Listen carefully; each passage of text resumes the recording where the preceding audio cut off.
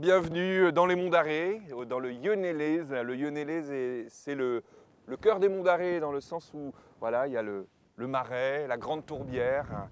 Et donc on est dans un milieu naturel assez exceptionnel ici évidemment, mais aussi un endroit de légende. Et depuis toujours on raconte des histoires ici. Pour tous les gens qui passent ici dans les Monts d'Arrée, je crois que l'impression c'est d'arriver dans un endroit très particulier, un endroit sauvage, et puis un endroit où presque personne ne vit, et ça c'est pas vrai. Il y a plein de gens qui vivent, il y a de la vie dans les Monts d'Arrée. Ça ressemble un petit peu à l'Irlande ici, dans la mesure où il y a de la bruyère partout. Alors aujourd'hui, pas encore, puisqu'on n'est pas au 1er mai. À partir du 1er mai, tous les Monts d'Arrée reverdissent, et au 1er novembre, ça se refanera pour tout l'hiver. Notre association, elle organise des balades, randonnées, mais souvent plutôt sous forme de balades, pour les familles, pour les enfants, pour les adultes, pour un petit peu tout le monde.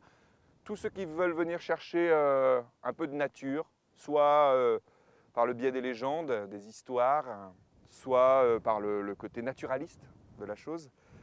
Et donc voilà, nous on organise ces petites balades à la nuit, au lever du jour le matin, ou alors les mercredis après-midi pour les enfants, les samedis après-midi à la découverte des corrigans, vous savez, les petits lutins qui sont dans la région. Qu'est-ce qu'il y a d'exceptionnel à découvrir ici? En premier lieu, le panorama. Déjà, c'est vrai que comme on est sur les sommets de la Bretagne, hein, les points culminants véritablement, quand on est en haut du Roc Trévézel ou du Tuchen Cador, hein, la montagne sœur du Mont Saint-Michel, on voit jusqu'à 70 km de distance à peu près. On voit le bout des montagnes noires du côté de Spézet, et de l'autre côté on peut voir la mer, on voit la baie de Morlaix, Roscoff, le bateau qui part en Angleterre, on le voit bien briller puisqu'il est tout blanc. Et si on porte le regard de l'autre côté, on va voir le Ménézum, on va voir la montagne de Locronan.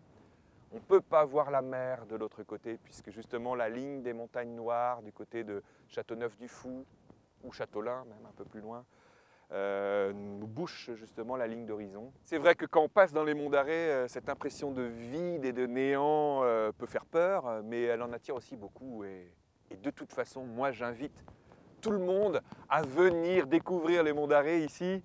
C'est tellement sympa, et puis il y a de l'air au moins, ça c'est sûr. Hein. Et puis peut-être que vous ferez comme moi, peut-être que vous attraperez cette maladie très très sympathique qui s'appelle la mondarite. Quand on découvre le paysage, on en tombe amoureux, et puis on s'installe, on achète une maison, et on continue toute sa vie entière ici.